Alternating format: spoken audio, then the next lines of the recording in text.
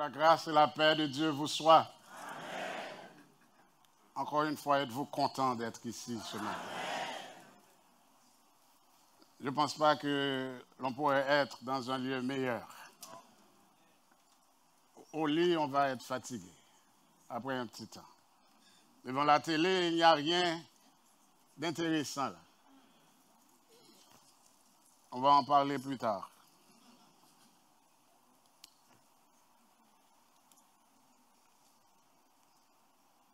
Je vais vous demander, c'est l'heure de l'intercession pastorale, jusqu'avant le message, mais je vais vous demander de demander à Dieu de vous parler ce matin. Je suis sûr et certain que Dieu a quelque chose pour chacun d'entre vous. Mais il faut être réceptif, hein? Vous savez, Dieu n'est pas un dictateur. Il n'impose absolument rien.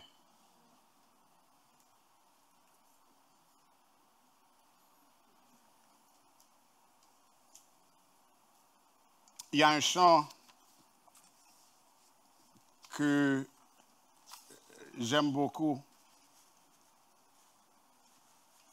qui dit « Tu voulus de la paix, la foi tu désirais, et avec ferveur tu as prié.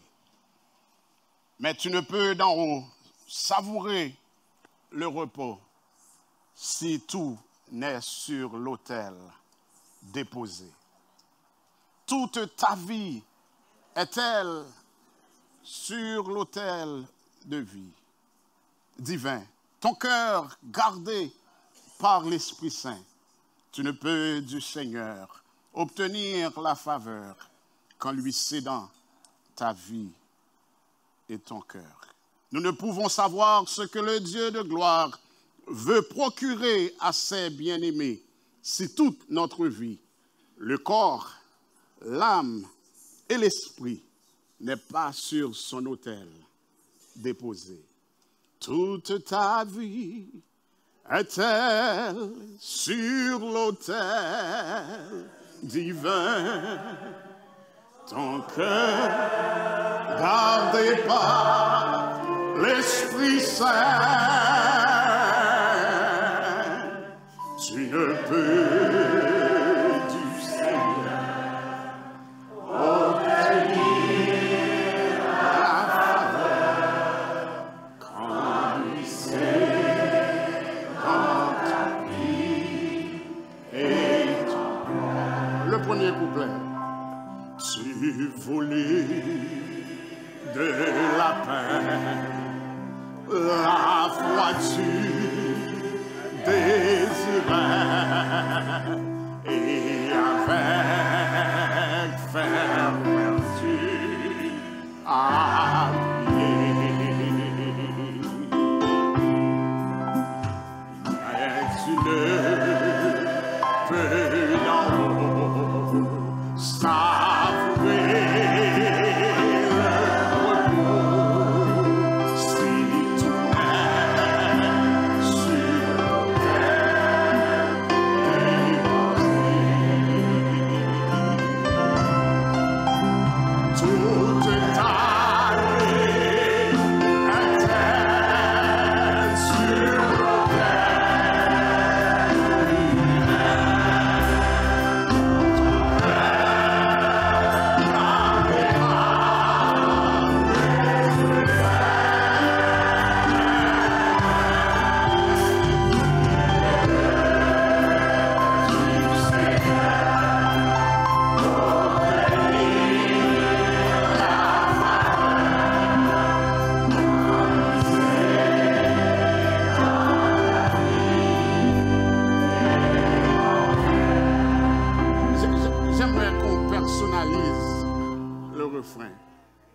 je ne peux du Seigneur obtenir la faveur qu'en lui cédant ma vie et mon cœur. Toute ma vie est-elle sur l'autel divin. Allons.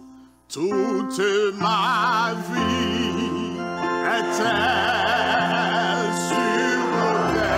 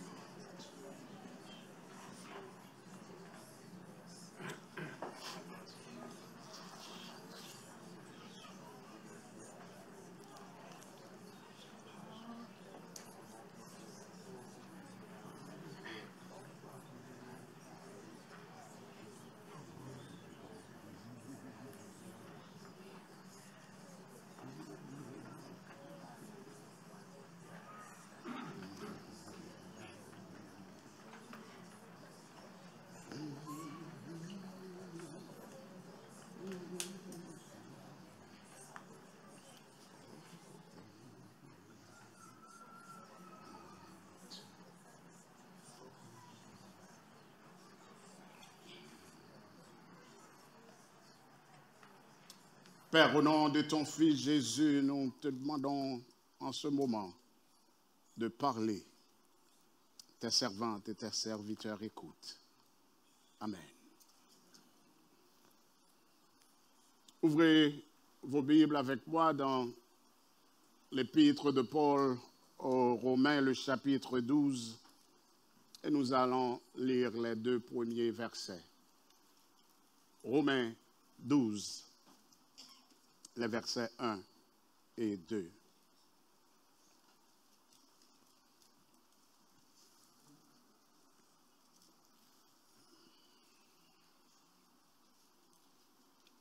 Romains 12, 1 et 2. Je vous exhorte donc, ensemble, je vous exhorte donc, frères, par les compassions de Dieu, à offrir vos corps comme un sacrifice vivant, saint, agréable à Dieu, ce qui sera de votre part un culte raisonnable.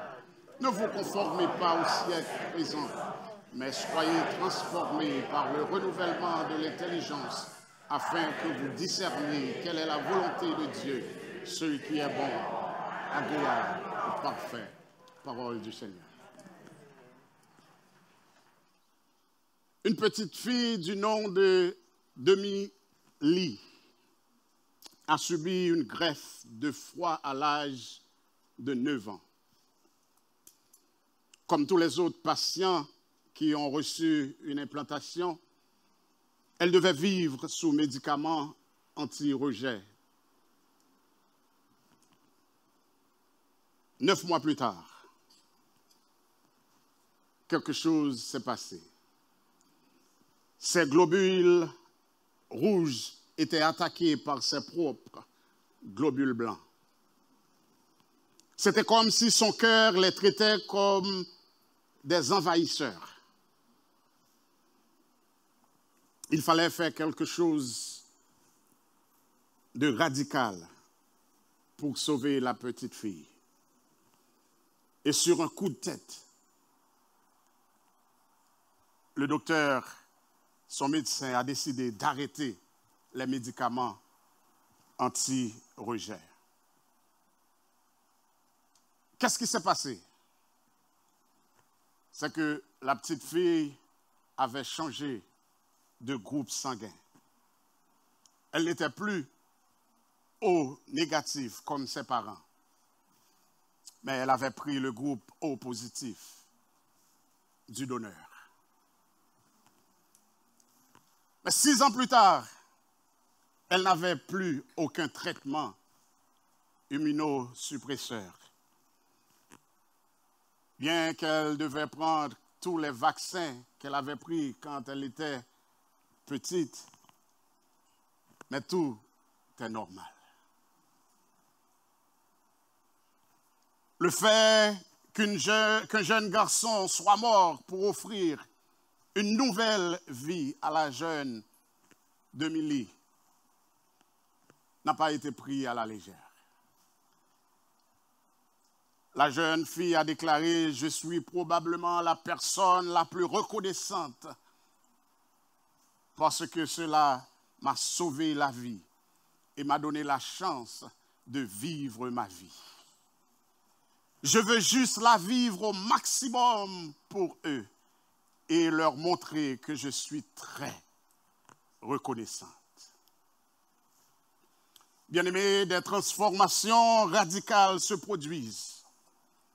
Mais non seulement lorsque les cellules sanguines d'un donneur envahissent la moelle d'une personne, mais aussi sur le plan spirituel.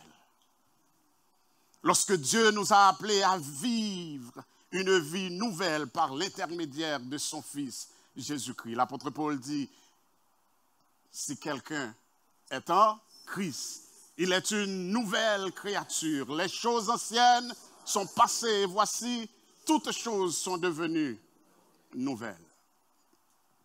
Tandis que les actes des apôtres racontent l'histoire de l'Église, les épîtres présentent ses principaux enseignements ou doctrines. La lettre aux Romains expose, mes bien-aimés, la doctrine de la justification par la foi. Ce qui veut dire que Dieu considère un pécheur comme prêt pour le ciel dès qu'il place sa confiance en Jésus-Christ. Donc de ce fait, ce salut obtenu gratuitement implique une vie sanctifiée. Ainsi, dans les 5 derniers chapitres de cette lettre, nous trouvons des instructions pratiques quant à la conduite des personnes justifiées dans leur relation avec Dieu, avec les autorités civiles, avec le monde et aussi avec les autres croyants. Bien-aimés, de nos jours, les personnes qui se disent chrétiennes, font l'objet de nombreuses critiques. Nombreux sont ceux qui critiquent l'Église. Et vous, jeunes, vous qui êtes là ce matin ou qui m'écoutez, vous n'êtes pas exempts en ce qui concerne ce que nous disons. Notre apparence et notre position sur les questions morales. Beaucoup ont essayé de trouver des raisons sûres pour expliquer leur comportement. Nombreux sont ceux qui n'ont pas de point de vue biblique solide pour étayer leur position et qui parfois essaient de faire cadrer leurs pensées erronées avec des passages de l'Écriture qui pourraient soutenir leur position. Nous utilisons des versets comme « Rendez votre cœur et non votre vêtement » pour dire que Dieu regarde mon cœur et non ce que je porte. Bien-aimés, cela a placé l'Église dans des sphères où les critiques continuent d'être lancées à son encontre. Et ce matin, je veux lancer un message ou un défi à tous, et en particulier aux jeunes. Je veux vous lancer un défi ce matin. C'est l'heure où Dieu veut que vous vous transformiez et non que vous vous conformiez à ce monde. C'est l'heure pour vous d'avoir l'esprit fixé sur Dieu. Si vous voulez qu'une vraie transformation, qu'une transformation extrême ait lieu. En tant que disciples de Christ, nous sommes appelés à vivre à contre-courant de la culture, en résistant à la pression qui nous pousse à nous conformer aux valeurs et aux normes de l'époque actuelle. Mais que signifie ne pas se conformer? Qu'est-ce que cela signifie? Et comment pouvons-nous être transformés par le renouvellement de l'intelligence? J'aimerais partager premièrement 2 lois avec vous ce matin. 2 lois que vous connaissez déjà, mais j'aimerais rafraîchir votre mémoire. Et la première, c'est la loi des semailles et de la récolte. Galates chapitre 6, j'aimerais que vous tournez avec moi dans Galates, le chapitre 6, les versets 7 et 8. Galates 6, 7, 8.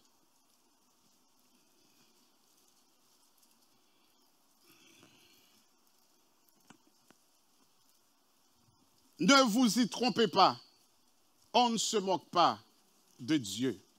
Ce qu'un homme aura semé, il le moissonnera aussi. Celui qui sème moissonnera de la chair.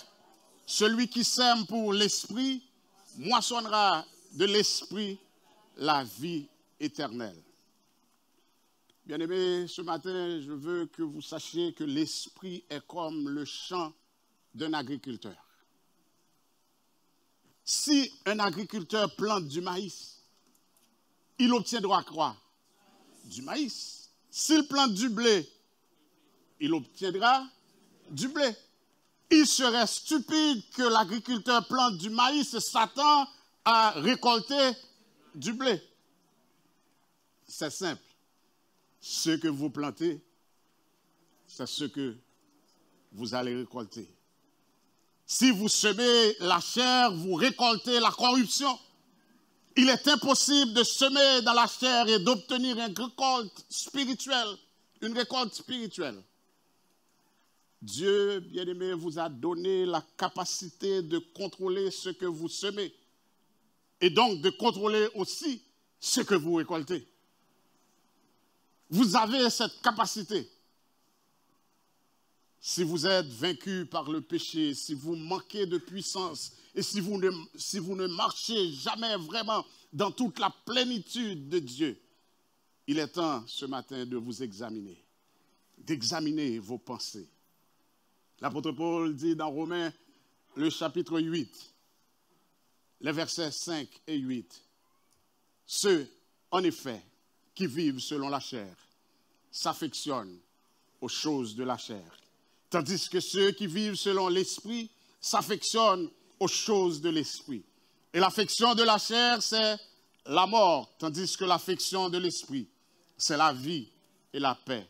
Car l'affection de la chair est inimitié contre Dieu parce qu'elle ne se soumet pas à la loi de Dieu et qu'elle ne le peut même pas. Or, ceux qui vivent selon la chair ne sauraient plaire à Dieu. » Et dans Colossiens, le chapitre 3, les versets 1 et 5, nous lisons « Si donc vous êtes ressuscités avec Christ, cherchez les choses d'en haut, où Christ est assis à la droite de Dieu. Affectionnez-vous aux choses d'en haut, et non à celles qui sont sur la terre, car vous êtes morts et votre vie est cachée avec Christ en Dieu. Quand Christ, votre vie, paraîtra, alors vous paraîtrez aussi avec lui dans la gloire. Faites donc mourir les membres qui sont sur la terre, l'impudicité, l'impureté, les passions, les mauvais désirs, la cupidité, qui est une idolâtrie. » Bien-aimés, ce que vous semez, c'est ce que vous allez récolter. Ce que vous semez dans votre esprit, c'est ce que vous allez récolter. Ce qui m'amène à ma deuxième loi. En anglais, c'est dit garbage in, garbage out. Les ordures entrent, les ordures sortent. Ça qu'entrer, c'est lit sorti. Il n'est pas purifié en dedans. C'est lui qui a sorti. Bien aimé, c'est une loi de l'esprit. Ce que vous mettez dedans est ce que vous en retirez. Il est impossible de mettre des choses mondaines dans votre esprit ou d'obtenir des résultats spirituels. Vous savez, vous semez chaque jour. Chaque jour. Nous semons, bien aimé, chaque jour. Je pourrais même dire chaque jour à chaque heure, comme dit le chant.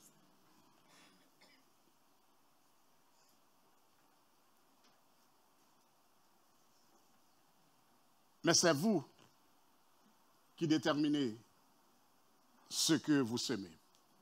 Ce n'est pas Dieu.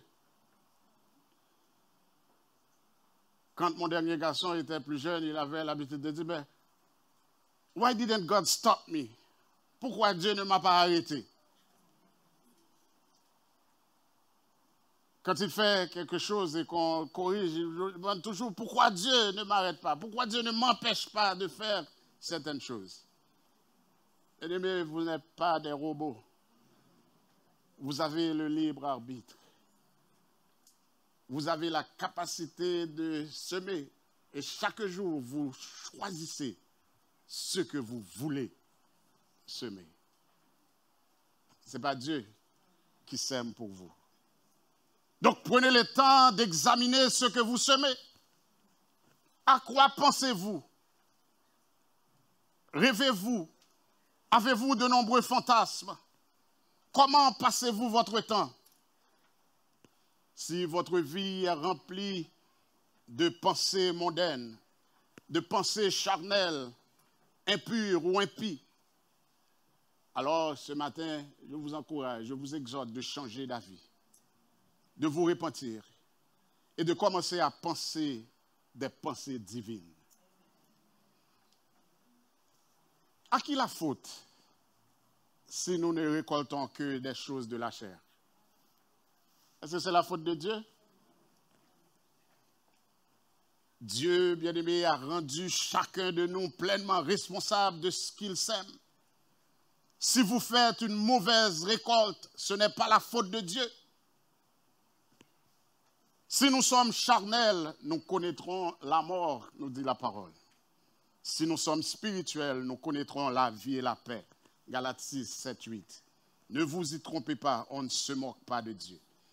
Tout ce qu'un homme aura semé, il le moissonnera aussi. Car celui qui sème pour la chair, moissonnera de la chair la corruption. Mais celui qui sème pour l'esprit, moissonnera de l'esprit la vie éternelle.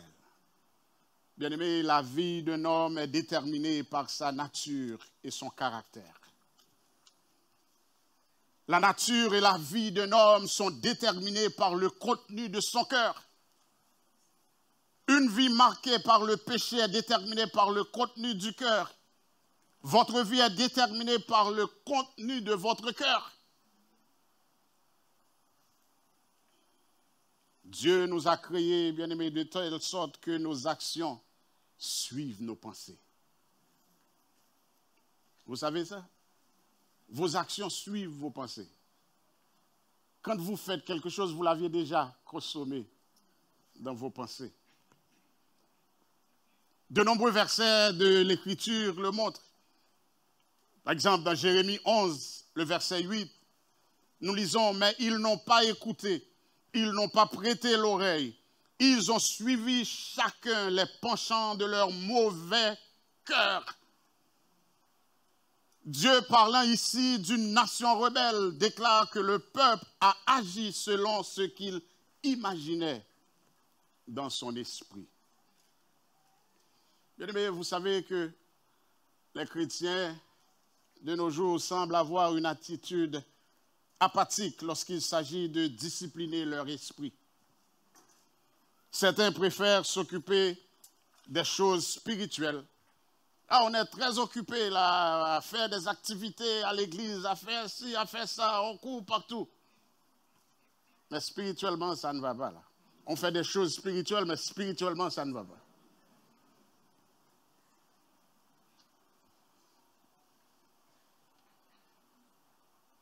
Donc, ces gens-là considèrent que le contrôle de nos pensées, c'est comme une sorte de gadget de pensée positive. Il y en a d'autres qui supposent que les pensées ne sont pas si importantes tant que l'on est capable de suivre un ensemble de prescrits, des choses à faire ou à ne pas faire. Bien-aimé, la personne qui adhère à une ou à l'autre de ces hypothèses ne fait que se tromper elle-même. Ne pas s'attaquer à ce problème conduit à une vie vide, à une vie instable. Et la vie victorieuse et joyeuse ne sera jamais réelle pour vous. Laissez-moi vous dire, bien-aimé, qu'il est facile de comprendre pourquoi de nombreux chrétiens restent impuissants. Parce que l'esprit, bien-aimé, d'une personne ne peut pas être renouvelé par un régime de famine. Vous savez que nous ne sommes pas les seuls à jeûner. D'ailleurs, nous, les évangéliques, nous ne jeûnons pas vraiment comparativement à d'autres religions. Donc, jeûner ne fait pas de vous une personne spirituelle, vous savez là. Oh, c'est bien de jeûner. Je ne parle pas contre le jeûne. C'est bien de jeûner. Je suis en train de jeûner là maintenant. Mais ça ne fait pas de vous une personne spirituelle. D'ailleurs, c'est recommandé par la science de jeûner. Donc, ça n'a rien à voir avec la spiritualité. Oui, ça peut avoir quelque chose avec la spiritualité quand on jeûne, parce que pour nous-mêmes, jeûner, c'est différent. Quand on jeûne, on laisse à part ces choses pour nous concentrer sur Dieu, sur sa parole. Mais passer des jours sans manger ne fait pas de vous une personne spirituelle.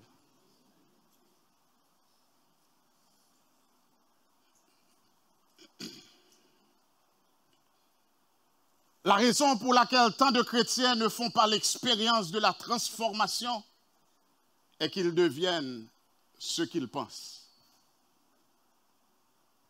Et une grande partie de ce à quoi ils pensent n'est pas en train de devenir. Ils deviennent ce qu'ils pensent, mais ce qu'ils pensent n'est pas en train de devenir. Donc ils vont nulle part. Et une grande partie à ce à quoi ils pensent, bien-aimés, c'est qu'ils passent plus de temps à regarder des choses du diable et du monde qu'à lire les choses de l'esprit. Nos attitudes et notre comportement ne sont que le reflet de ce qui se passe dans notre esprit.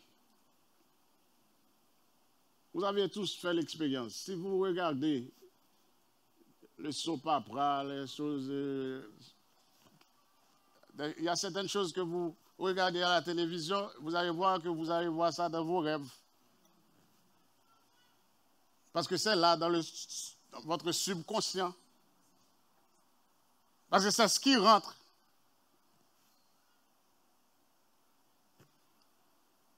Donc, semer la parole de Dieu dans notre cœur, mes bien-aimés, produira une puissance spirituelle qui nous transformera en de nouvelles créatures, comme l'apôtre Paul dit.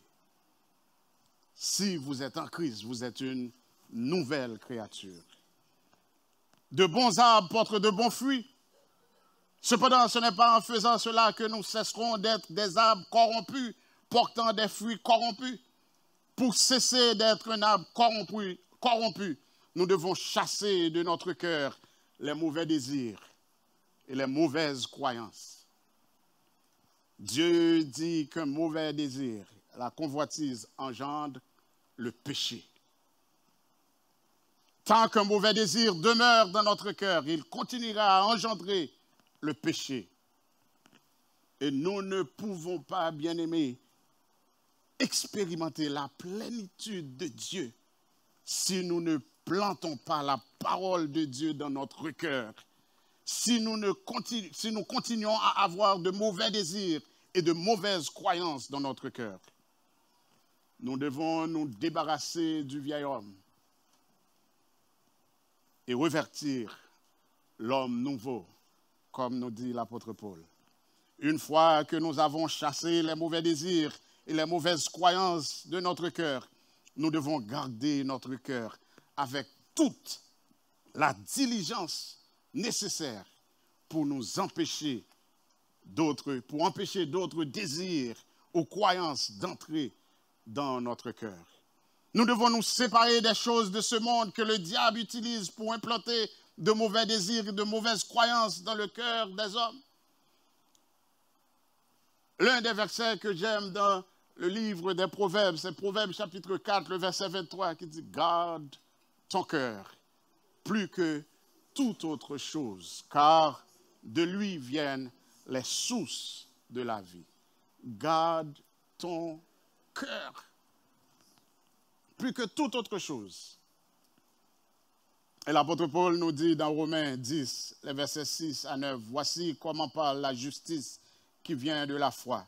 Ne dis pas en ton cœur qui montera au ciel, c'est en fait descendre Christ. Ou qui descendra dans l'abîme, c'est faire remonter Christ d'entre les morts. Que dit-elle donc?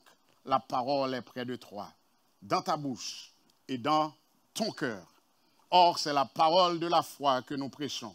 Si tu confesses de ta bouche le Seigneur Jésus, et si tu crois dans ton cœur que Dieu l'a ressuscité des morts, tu seras sauvé.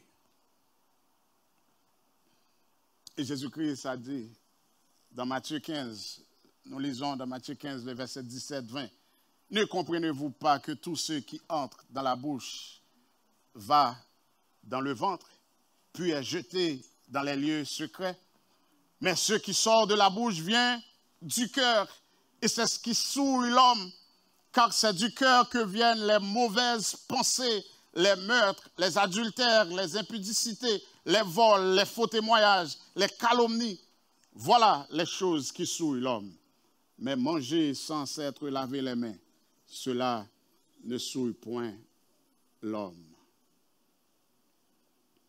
Bien-aimés, la parole de Dieu est semée dans notre cœur. Semée dans notre cœur produit des désirs et des croyances justes. Elle produit la justice et la compréhension. La parole de Dieu semée dans notre cœur produit le fruit de l'Esprit de Dieu. De l'abondance de notre cœur, nous prononçons des paroles. Nous sommes, comme je l'avais dit tantôt, des semeurs. Nous semons chaque jour. Les paroles que nous prononçons sont semées dans notre propre cœur et dans les cœurs des autres. Nous semons en prononçant des paroles et en manifestant un esprit. Si nous manifestons un esprit de joie, nous semons la joie dans les autres. Voyez, quand vous voyez une personne souriante, quand vous rencontrez un frère ou une sœur, et la personne vous rencontre avec joie, avec sourire aux lèvres, ça vous donne envie de dire bonjour, n'est-ce pas? Mais quand vous voyez la personne là, on dit, bah, boucher. Vous ne savez pas à quoi vous attendre. Si nous manifestons un esprit de colère et de peur, c'est ce que nous semons dans les autres. Bien-aimés, vous êtes soit conformés à ce monde, soit transformés par le renouvellement de votre esprit. Il n'y a pas de demi-mesure.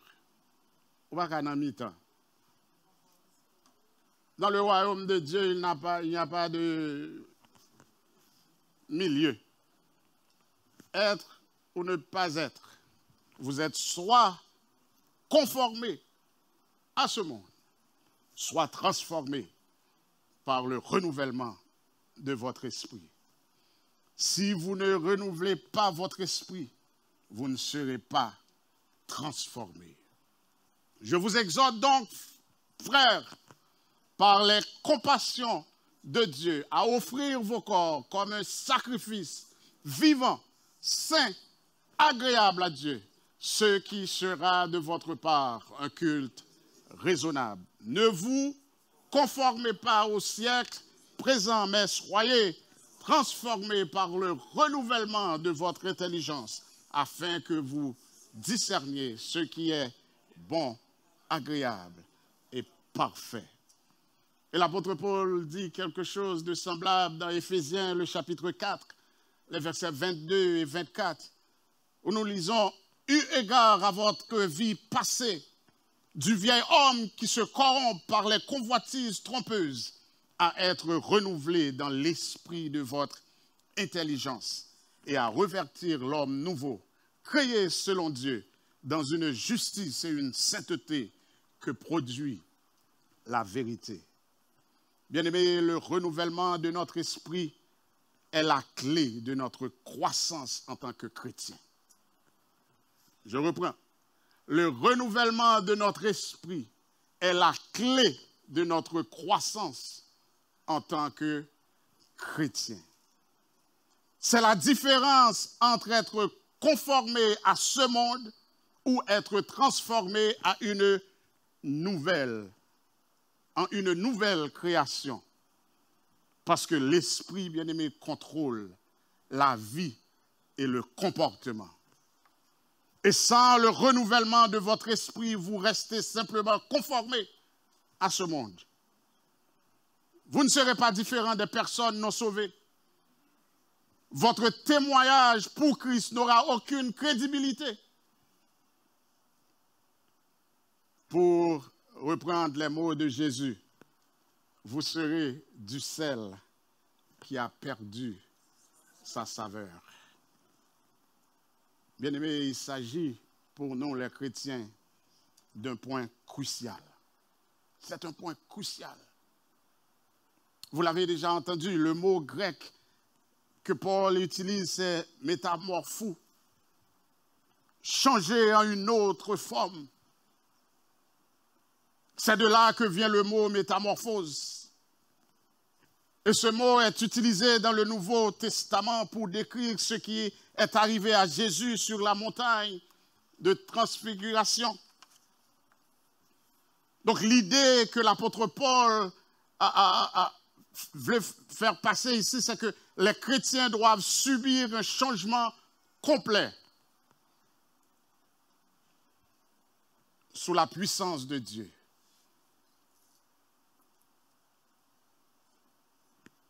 Les chrétiens subissent un changement complet qui, sous la puissance de Dieu, s'exprimera dans leur caractère et leur conduite. Cette transformation, mes bien-aimés, est quelque chose que nous laissons faire en nous et non quelque chose que nous faisons par notre seule force. Nous ne pouvons pas nous transformer. Nous ne pouvons pas nous transformer. Seul Christ peut nous transformer. Nous devons nous laisser transformer. Nous devons nous soumettre à la puissance de Dieu et à sa grâce. Nous sommes changés en une autre forme. Nous devenons une autre créature. Si quelqu'un est en Christ, il est une nouvelle créature.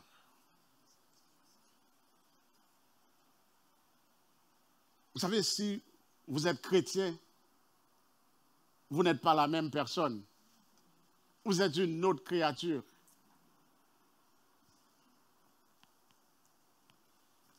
Et vous savez, c'est quoi le but de cette transformation?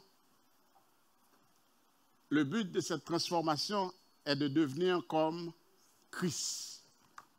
C'est de devenir comme Christ, c'est de vivre comme Christ a vécu. L'objectif d'être transformé, c'est en fait l'objectif d'être chrétien. Donc si vous dites que vous êtes chrétien et vous n'êtes pas transformé, il y a un problème.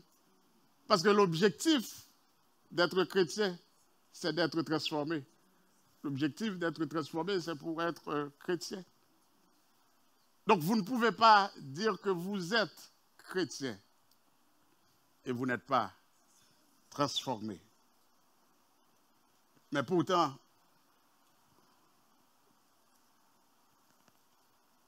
pourquoi beaucoup ne font-ils jamais l'expérience de cette transformation que Dieu offre?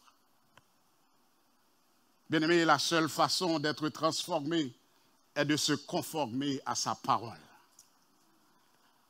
La seule façon d'être transformé est d'être conformé, est de se conformer à sa parole. Nous ne devons pas nous conformer au monde, ni agir comme le monde, et ressembler à ceux qui sont dans le monde.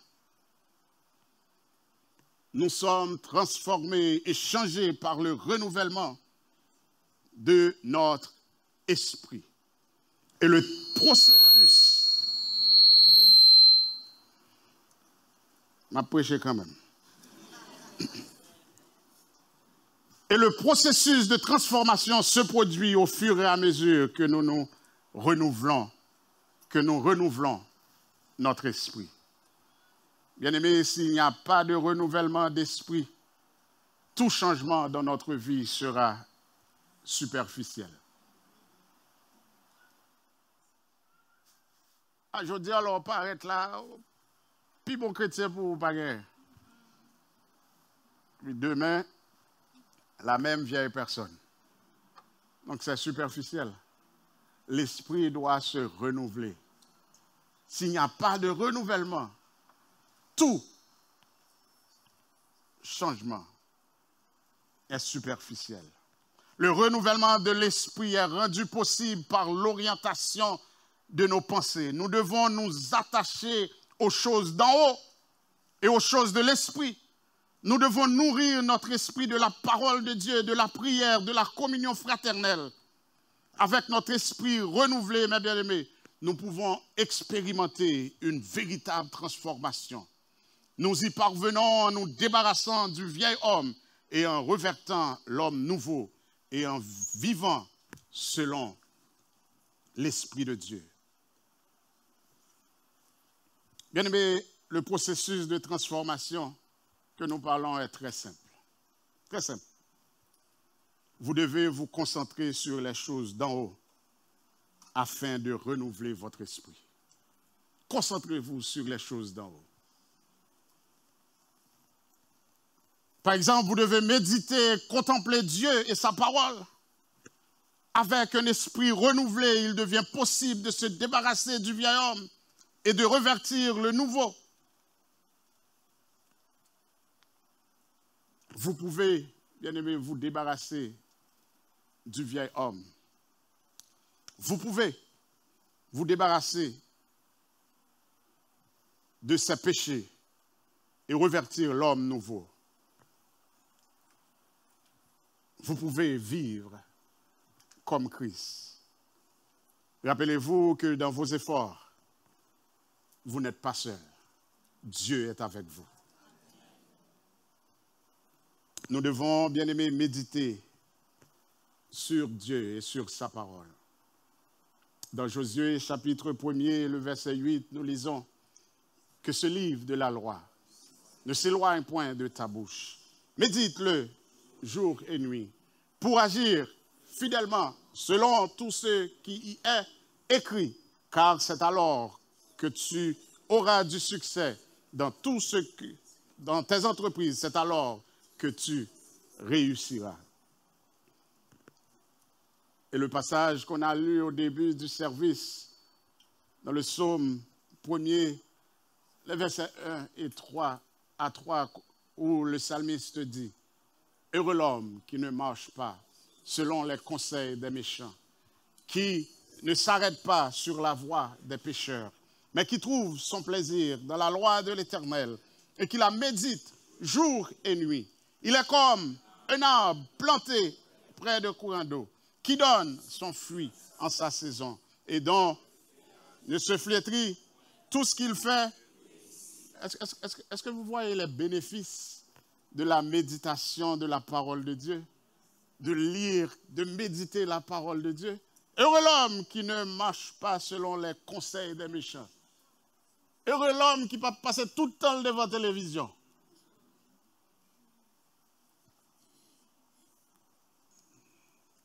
Qui ne s'arrête pas dans la voie des pécheurs. Pas dans le téléphone toute la journée à faire commérage.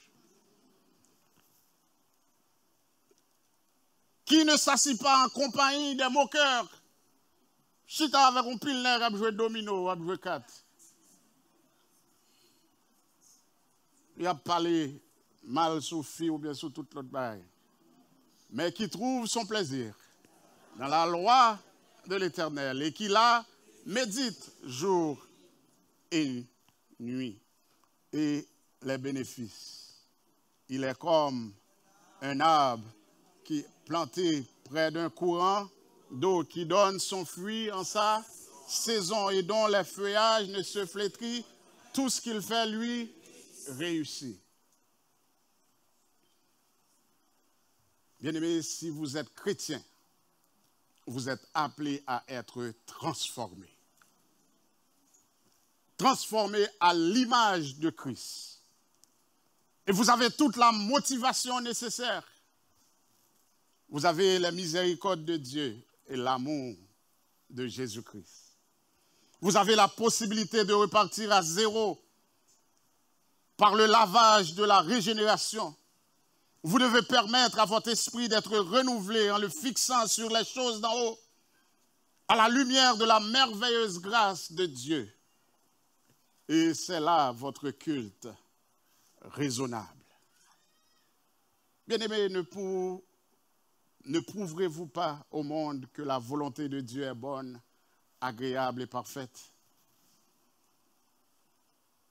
Bien-aimés, une fois que nous avons réalisé que nous pouvons ressembler à Jésus et que nous croyons que nous avons vraiment ce potentiel, notre prochaine étape consiste à nous efforcer de lui ressembler. Tout athlète sait que pour gagner une course ou un match, il doit d'abord se mettre en tête de gagner. Si vous voulez gagner, vous devez, you need the mindset of a winner. Vous devez avoir en tête que vous allez gagner. S'il ne le fait pas, il n'est pas mentalement prêt. Il perdra. C'est pourquoi la Bible nous avertit, l'esprit tourné vers la chair, c'est la mort. L'esprit tourné vers l'esprit, c'est la vie et la paix. Je vais vous dire quelque chose de très important. Vous, les jeunes qui sont ici ce matin, j'aimerais que vous m'entendiez. La bataille se déroule dans votre esprit. Qu'est-ce que j'ai dit? La bataille se déroule dans votre esprit. Avant de commettre quel que soit le péché, extérieurement, vous avez généralement déjà visualisé le péché. En fait, vous conservez le péché, vous le faites naître à l'existence par la vaine imagination, pensée, fantaisie, visualisation impie.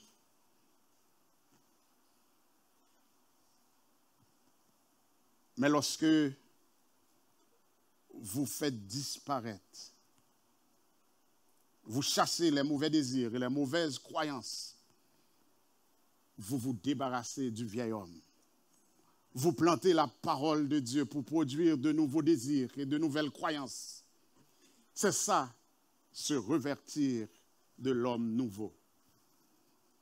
Il s'agit de devenir de nouvelles créatures nées, conçues de la semence incorruptible de la parole de Dieu.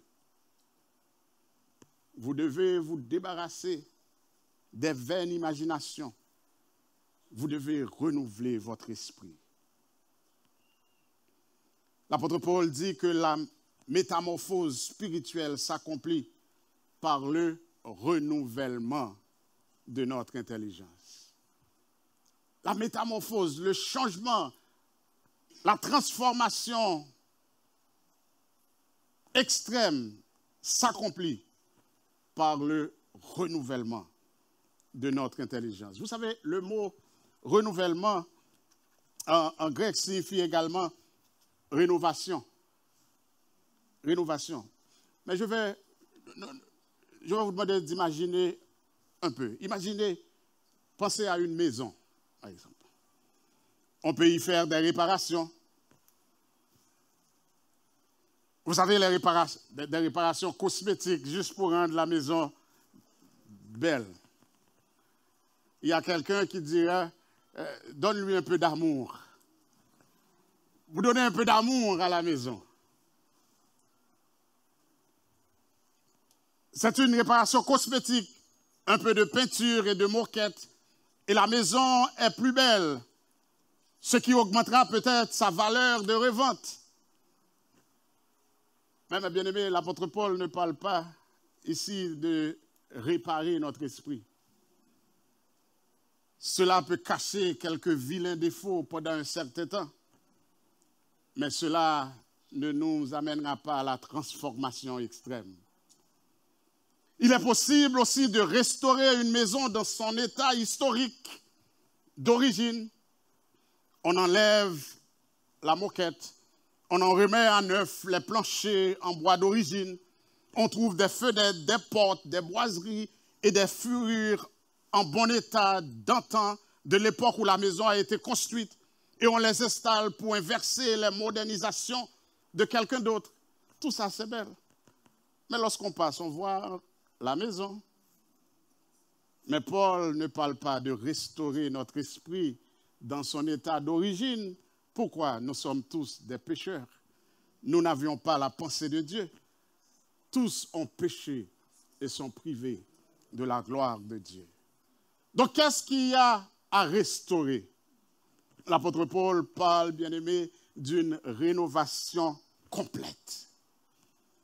Il ne s'agit pas de réparation ou de restauration cosmétique. C'est comme si on prenait une maison et qu'on la vidait complètement. Les murs, les sols, les câblages, la plomberie, les armoires, les équipements de la salle de bain et de la cuisine, le toit, tout entièrement neuf. Et quiconque aurait vu la maison dans son état antérieur ne la reconnaîtrait pas aujourd'hui. C'est de cette transformation que l'apôtre Paul nous parle. C'est ce qui doit se passer en nous, selon Romains chapitre 12, verset 2. Paul a dit quelque chose de semblable que nous avions lu tantôt aux Éphésiens. Eu égard à votre vie passée.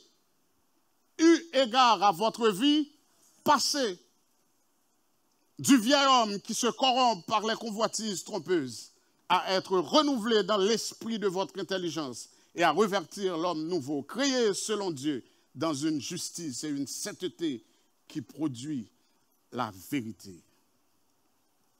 Bien-aimés, le renouvellement de l'esprit est un processus. Il ne se fait pas instantanément. Il faut de la volonté et de la détermination. Il ne faut pas lever du jour au lendemain et dire « Ah, on va renouveler l'esprit. » Mais nous devons nous discipliner pour suivre le processus. Le résultat sera une vie transformée, une vie productive, une vie transformée, un sacrifice vivant, saint, agréable à Dieu. J'ai lu une histoire vraie d'une femme aux États-Unis qu'on appelait Marie Poubelle, Mary Garbage, ou Garbage Mary, on l'appelait. C'est les chaînes de télévision qui l'appelaient comme ça, Marie la Poubelle. Elle s'appelait Marie. Les médias l'ont surnommée Marie la Poubelle.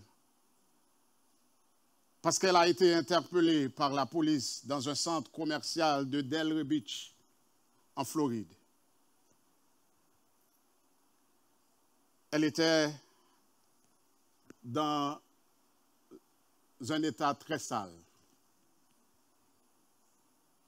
Et il en était de même pour sa voiture et son appartement de 2 chambres. Les voisins ont raconté à la police qu'elle fouillait les poubelles à la recherche de nourriture, qu'elle rapportait dans son appartement. La police a trouvé des déchets partout, dans le réfrigérateur, dans la cuisine, dans les armoires et même dans la baignoire. Il y avait des poubelles, des ordures partout. Mais la police ont aussi trouvé d'autres choses.